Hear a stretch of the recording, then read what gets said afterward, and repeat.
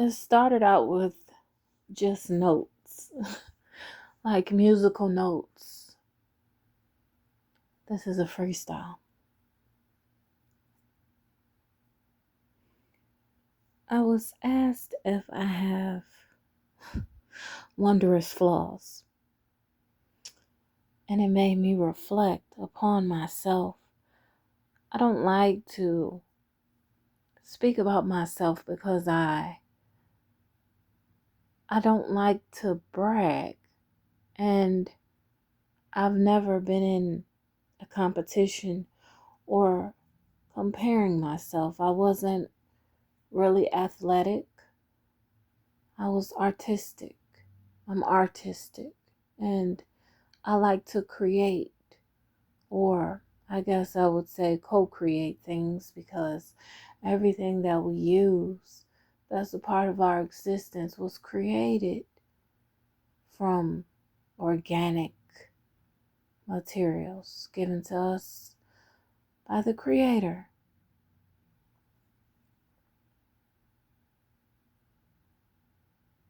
So I guess I will talk about me. I never talk about me.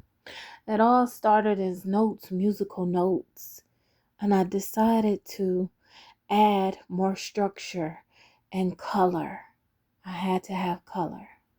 When I was a young girl, I had this obsession with the crayon box, the 64 count. And if I was asked, what's your favorite color? I love them all. Why do I have to pick just one? I love them all. Aren't they all equally important? This is the way that I thought as a child. Then, of course, it went to pink and blue and changed here and there, but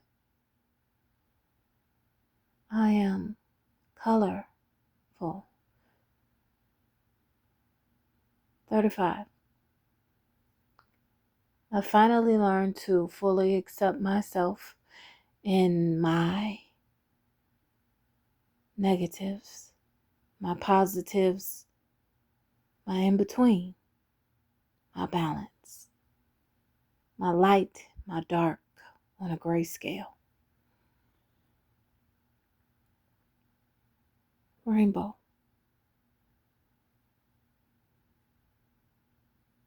Do I have flaws? Yes.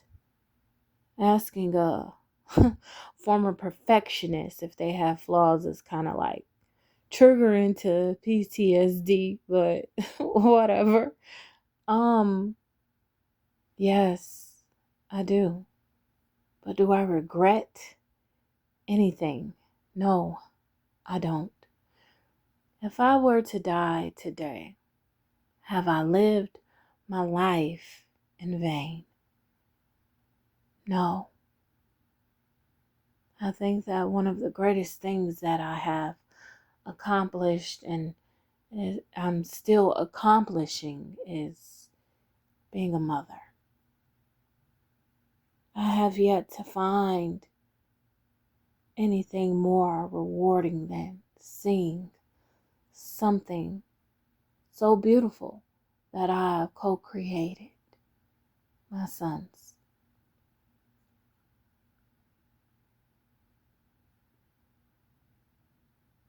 On a personal mission, I've helped people. I've helped people remember how important they are. I've helped people remember the Creator when they've forgotten. I've helped people. I've helped people feel like they are worthy of looking forward to life, more life. I've helped people. I've helped people from creating resumes to giving readings to uplifting words to giving money, things, creating talismans of protection.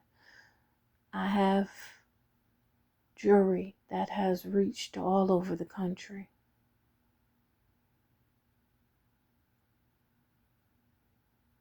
And I have inspired people from outside of the country.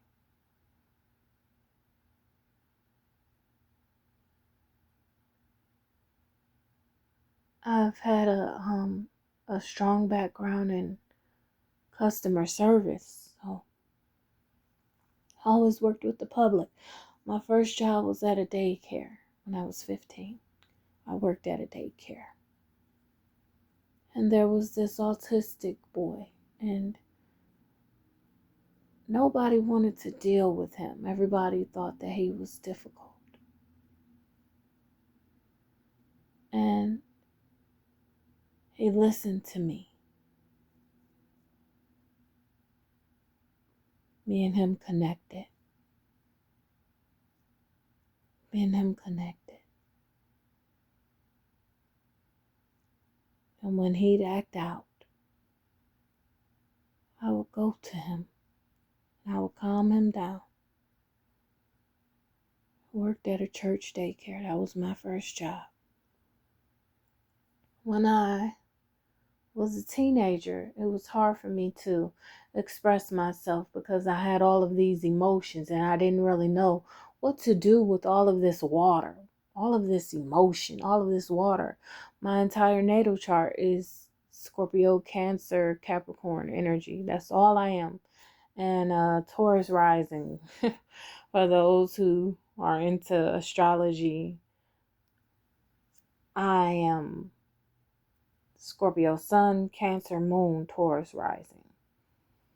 So yeah, nothing but water and emotions, and I did not know what to do with what I felt. I have been rebellious and religious and overly rebellious, and I have been myself. I have been myself.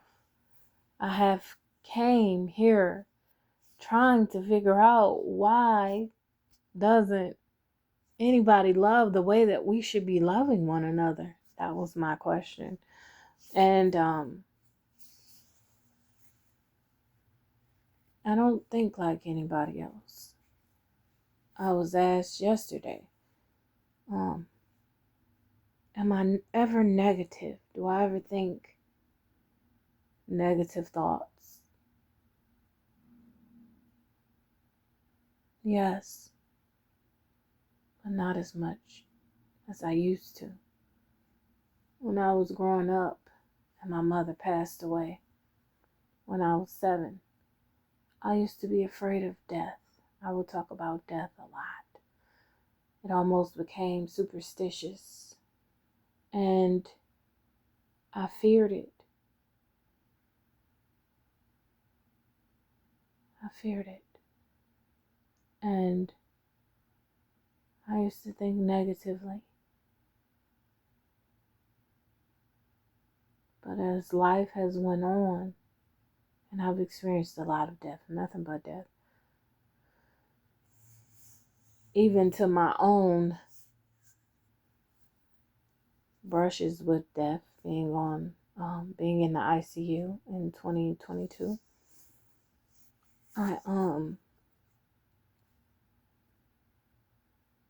It has forced me to live like it's my last day. What can I do that's impactful for somebody else if it's my last day? Because we all have a date, and we don't really know when that day is going to come. But I just feel like we should love without reason. We should love without boundary. We should love unapologetically and serve the Creator. Whatever that looks like for the individual and as a collective. because we don't know when we'll leave.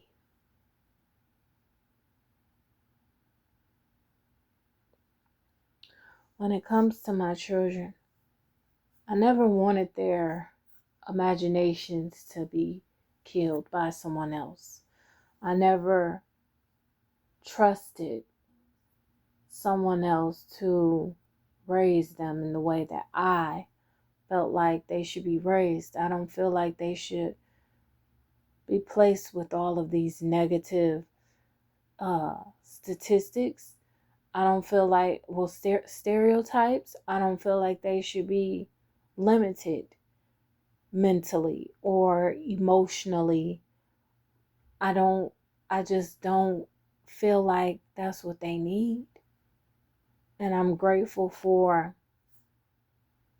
the Creator even blessing me with the opportunity to have such a honorable title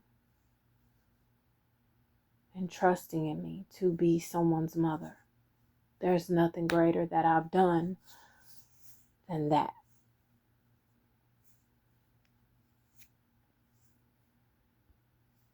If the Creator sees for me to have more, I will. I will. But only if I'm married. I have yet to experience what it's like to be a wife. I look forward to that in this generation, and the dating pool does not affect my desire to be that or to know that I have the opportunity to be that for someone. They will never kill the lover girl in me. I'm forever a lover girl. Yes, everything is love and rainbows and sunshine and butterflies. Yes, it is. And the sun is coming out right now. Yes, it is. Yes, it is. What has this year taught me thus far? This year has taught me to absolutely depend on the Creator. I have been down for 2 months because I sprained my ankle really badly. And I've never experienced such an invasion of my body before. And there was a point where I was concerned about if I'm ever going to be 100% again, if I'm ever going to be back to my normal self again. And there was a point where I felt like I couldn't see the next day. I had a lot of negative thoughts. And I was very angry when the injury first happened to me because I felt like, God, I'm doing all that I could possibly do. Why would this happen to me? Why would this happen to me? And I felt that anger and that frustration and that pain and that hurt and feeling like my life had been paused and I was out of control. Like I didn't have any control over where I was in my life. And that was what I needed. I kept burying myself in my work. I kept burying myself in obligation of I have to go to work, get up, go to work, come home, take a shower, eat, sleep, go back to work. That was my life. And in the back of my mind, it was so frustrating because I'm just like, I want more time with my family. I want more time with my children. I'm missing out. I don't have time to just sit and think. My mind is always going. And it was becoming an unhealthy balance. So when the injury happened, it was kind of just like, yeah, I said I needed a vacation, but not like this. So I had to deal with that. And I sat with that. And I reflected upon why I felt the way that I felt. Why was I frustrated? Why was I angry? Why was I hurt? Why did I feel abandoned? Why did I feel rejected? And basically the entire point of the lesson was to get me to be okay with sitting down, to be okay with learning what compassion is, not just for myself, but for others too. Knowing and learning that there's nothing greater for me to do as a human than to lend, lean upon the creator of me, replenishing me, giving me comfort when I need it, giving me strength when I need it, giving me love and support when I need it, restoring my faith when I need it. And that is what this year has taught me. That is not as bad as it seems. It's not as stressful as it seems. Like, yeah, okay, it might not be good. It might feel ugly. It might be painful, but it's temporary. And that the Creator wants you to remain focused on it. That's what this year has taught me so far. This year has also taught me to not be so judgmental. Whereas I was saying I have unconditional love, but then there was still those buts in there. But I have unconditional love, but, and I had to release that. I had to surrender that because that's not being true to what I really feel. Yes, my love is unconditional, meaning that I can love you without judging you, without overly criticizing you, without feeling like I have to control you or possess you or change you. Your life is your life. Your life story is your life story. Your past is your past, and your choices, whether they were made out of pleasure or trauma, I have no control over that. So I respect whatever your story is, whatever another person's walk is. Just like I would expect someone to respect my story and my walk. What I hope to accomplish this year, the remainder of this year, I hope that I can wear these cherry red heels that I bought. Brand new, still in the box. I brought them maybe in February and I got injured in April.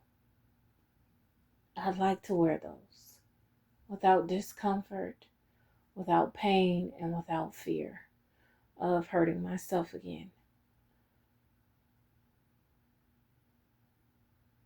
If I were to describe ReignBeau,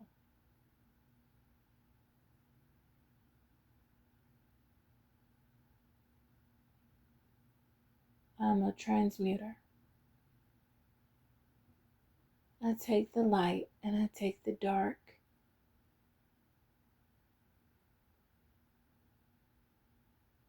And I transmute it into a kaleidoscope of colors for others to see the Creator's beauty in just existing.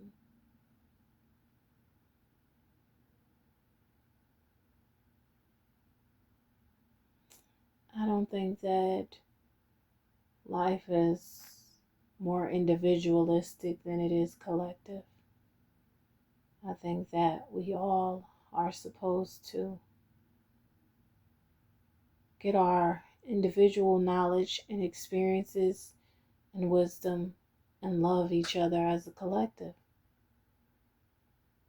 That's the only way that the world will change.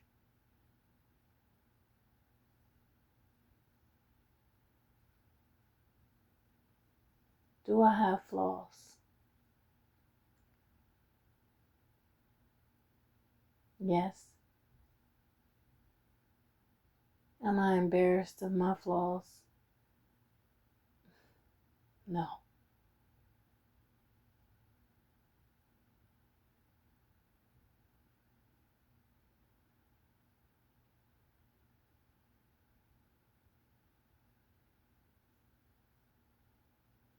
Learning to love yourself is loving all that you are.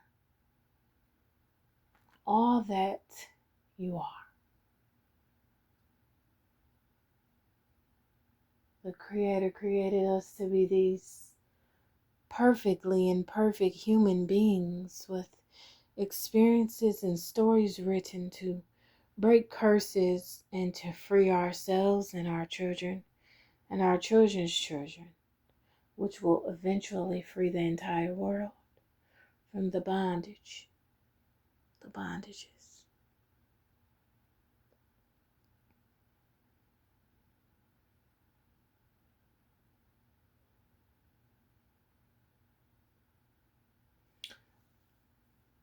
I started off with notes and it ended up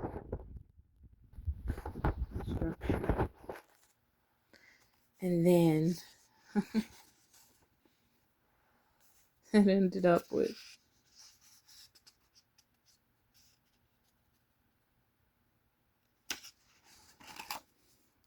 up with color.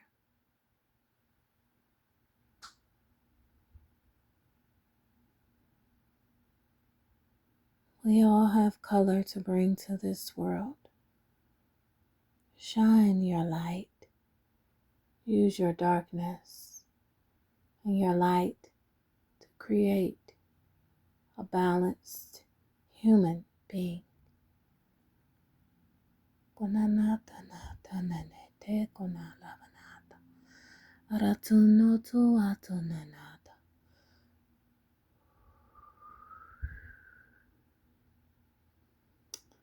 Peace, peace.